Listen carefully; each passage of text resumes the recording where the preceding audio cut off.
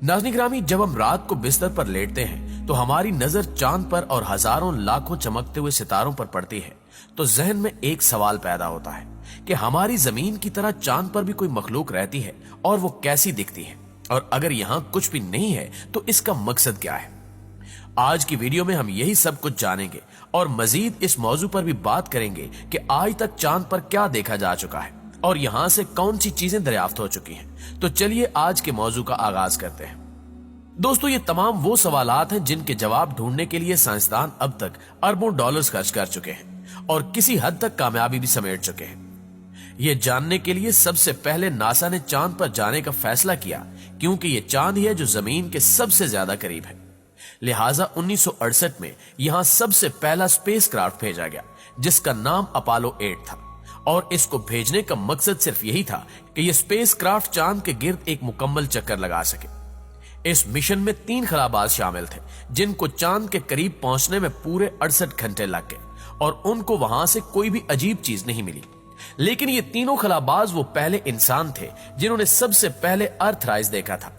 यानी जैसे हम सनसेट या सनराइज देखते हैं, बिल्कुल वैसे ही इन्होंने अर्थराइज देखा था, और इस खूबसूरत मंजर की तस्वीर भी पहली बार अपोलो 8 से ही ली गई थी। इस मिशन के अगले साल यानी 1969 में अपोलो 11 नामी मिशन को चांद की जानिब भेजा गया, और फिर 20 जुलाई को जमीन छोड़ने के 110 घंटे बाद नील आर्मस्ट्रांग चांद की सतह पर कदम रखने वाले पहले इंसान बने, जबकि इनके 20 मिनट बाद बज आल्ड्रिन ने चांद पर कदम रखा। आर्मस्ट्रांग के अल्फाज दुनिया के टीवी पर गूंजे और तारीख में दर्ज हो गए कि एक शख्स का एक छोटा सा कदम इंसानियत की अजीम छलांग थी। इन दोनों अफराद ने चांद पर उतरने वाली गाड़ी से बाहर चांद की फिजा में 2 घंटे से ज्यादा वक्त गुजारा और वहां की सतह से नमूने यकजा किए, जबकि इन्होंने वहां तस्वीर भी ली और कई साइंसी तजुर्बात को भी शुरू कर दिया। चांद की अपनी तलाश को मुकम्मल करने के बाद दोनों अफराद अपनी चांद पर उतरने वाली गाड़ी में बैठकर कामयाबी के साथ कमांड और सर्विसेज वाले मॉड्यूल में दाखिल हो गए। लेकिन नासा का कहना है कि चूंकि चांद पर हवा और ऑक्सीजन बिल्कुल भी नहीं है, इसलिए आज भी वहां इन दोनों खलाबाजों के जूतों के निशान मौजूद हैं। दोस्तों, इन दोनों मिशंस में तो नासा को कुछ भी अजीब देखने को नहीं मिला, लेकिन नासा की जानिब से चांद के गिर्द लगाई गई टेलीस्कोप आए रोज अजीबो गरीब तस्वीरें भेजती रहती है, जिनको देखकर ये एहसास होने लगता है कि यहां जरूर कोई मखलूक आबाद है जो हमारे सामने नहीं आना चाहती। इन तस्वीरों में से एक तस्वीर में देखा जा सकता है कि चांद की सतह पर छोटे छोटे पत्थर मौजूद हैं, लेकिन इन पत्थरों में एक सबसे अजीब पत्थर था जो बिल्कुल एहराम की तरह नजर आता है, और ऐसा लगता है कि इसे किसी ने खास तरीके से बनाया था, लेकिन किसने बनाया ये कोई नहीं जानता। अगर चांद के बाद हम मार्स यानी सुर्ख स्यारे की बात करें तो 1877 में इटली के एक माहिर फल्कियात गियोवानी शियापेरेल ने यह मालूमात दी कि यह सुर्ख स्यारा अपने गिर्द कुछ लाइनें रखता है, और इस माहिर ने इन लाइनों को किनाली का नाम दिया। ताहम वो ये समझ नहीं सका कि यह स्यारे की मखलूक की जिंदगी के हवाले से भी हो सकती है। मगर वक्त गुजरने के साथ साथ जैसे ये लफ्ज मशहूर हुआ तो इसे किनाल के तौर पर लिया जाने लगा, और लोग कहते हैं कि अगर यहां कुछ नहरें हैं तो कोई मखलूक जरूर होगी जिसने इन्हें खोदा होगा।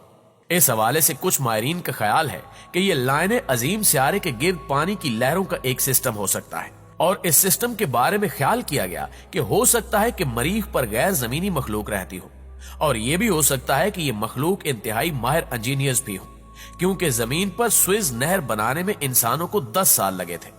ताहम मरीख की मखलूक को यह सब कुछ मुकम्मल करने में इंसानों से कम वक्त लगा होगा। प्यारे दोस्तों, 1894 में एक माहिर फल्कियात ने इस नजरिए को मजीद फैलाया कि मरीख पर नहरें हैं, और लोवेल ने भी नहरों को अपनी टेलीस्कोप के जरिए देखा था। उसने मरीख की सतह पर जो कुछ देखा उसका नक्शा बनाया, बहुत सी किताबें लिखी और लेक्चर्स दिए कि मरीख की मखलूक वजूद रखती है, और कहा कि वो अपने स्यारे को सैराब भी कर रहे हैं। लेकिन साइंसदान बहुत जल्द इस बात तक पहुंच गए कि मरीख पर कोई जिंदगी वजूद रखती है या नहीं। 1899 में लोवेल के नजरिए से बहुत से साइंसदानों को एक रास्ता मिला, जैसा कि निकोला टेस्ला, जो कि इलेक्ट्रिकल इंजीनियर थे, ने यह दावा किया कि मरीख से कुछ सिग्नल्स मिले हैं। लिहाजा इन सिग्नल्स को मद्देनजर रखते हुए उसने अपने ट्रांसमीटर से बहुत तजुर्बात किए, जबकि ऐसा इसने कोलोरेडो की बुलंद चट्टानों पर किया, जहां मुबैना तौर पर उसने एक पैगाम वसूल किया। लेकिन वो पैगाम क्या था, इस बात का खुद टेस्ला को भी पता नहीं चला। मगर कुछ सालों के बाद टेस्ला ने यह दावा किया कि वो मरीख की मखलूक से वायरलेस पैगामात भेजकर राब्ता कर सकता है, लेकिन यह महज एक बयान ही था, क्योंकि उस साल के दिसंबर तक जमीन से कोई दूसरा पैगाम न भेजा जा सका। टेस्ला को इल्म नहीं था कि मरीख की मखलूक किस तरह की नजर आती है, लेकिन उसे यह यकीन था कि वो मरीख की सख्त हालत को जान सकता है, जबकि बहुत सौ के नजदीक ये अकली बात थी कि अगर जमीन से पैगाम भेजना मुमकिन हुआ तो मरीख से भी पैगाम आ सकता है। इसके बाद 1909 में मरीख पर किसी भी जिंदगी से राब्ते की बहुत सी कोशिशें की गई और इस हवाले से एक माहिर फल्कियात ने रोशनी के सिग्नल्स की एक ताकतवर सीरीज भी भेजने की कोशिश की, जो कि 50 बड़े शीशों से पैदा किए गए थे और कई सालों तक मरीख तक भेजे जाते रहे।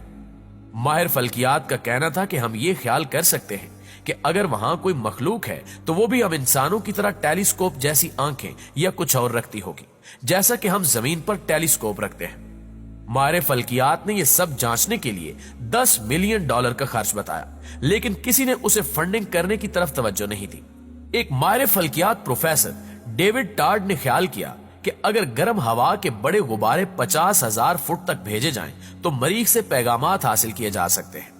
टार्ड ने कहा कि अगर मरीख पर मखलूक है तो वो भी हमसे राब्ता करने के लिए कोशिश कर रही होगी, लिहाजा ये सोचकर इसने अपना तजुर्बा किया, लेकिन इसके गर्म हवा के गुब्बारे सिर्फ 5,000 फुट तक ही जा सके और इस तरह इसकी ये कोशिश अधूरी रह गई। अक्टूबर को लंदन से ताल्लुक रखने वाले वकील ने मरीख तक टेलीग्राम सिग्नल भेजने की कोशिश की, जो कि 35,000 मिलियन मील दूर था। डॉक्टर मेन्सफील्ड को यकीन था कि इसका पैगाम मरीख की मखलूक को मिल गया है, क्योंकि वो अपने 2 सालों में जमीन के करीब तरीन था। इसके अलावा मेन्सफील्ड ने दावा किया कि इसने टेलीपैथी के जरिए एक मरीख की खातून से बात भी की है और यह भी बताया कि मरीख की मखलूक इलेक्ट्रिक हवाई जहाज इस्तेमाल करती है और इलेक्ट्रिक दख्तों के फल खाती है। मेन्सफील्ड ने लंदन की सेंट्रल टेलीग्राफ ऑफिस के जरिए मरीख की खातून को पैगाम भेजने की कोशिश की और ऐसा रग्बी टावर के जरिए किया गया, जो दुनिया का ताकतवर तरीन वायरलेस स्टेशन था। टेलीग्राफ दफ्तर के अमले ने कहा कि इन्होंने कुछ नहीं सुना, लेकिन मेन्सफील्ड ने दावा किया कि इसने टेलीपैथी के जरिए पैगाम सुन लिया है। मेन्सफील्ड ने कहा कि मरीख की मखलूक भी हमारे पैगामात लेने के लिए बैठी हुई है और वो हमारे साइंसदानों पर हंसती है।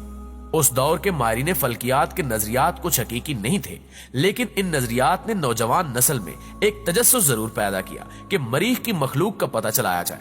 1976 में नासा ने मरीख पर एक तहकीक की और यह जानने की कोशिश की कि क्या वाकई मरीख पर जिंदगी के कोई आसार हैं।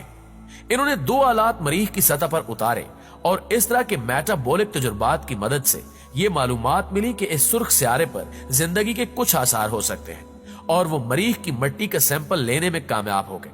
तहम ये नतायज आज तक मुतनाज़ हैं। इसी तरह 2012 में एक तहकीक से यह भी पता चला कि इस सुर्ख सियारे पर पहाड़ भी हैं और ये पहाड़ वक्त के साथ साथ कई सालों में वजूद में आए, जिनको बनने में पानी और हवा ने मदद दी होगी। जी तो मुअज़्ज़िज़ दोस्तों, ये थी हमारी आज की वीडियो। आप दोस्तों की राय इस हवाले से क्या कहती है, कमेंट करके हमारे साथ शेयर जरूर कीजिएगा। इंशाल्लाह आपसे मुलाकात होती है अगली वीडियो में। तब तक अपना और अपने प्यारों का ढेर सारा ख्याल रखिए। अल्लाह निगहबान।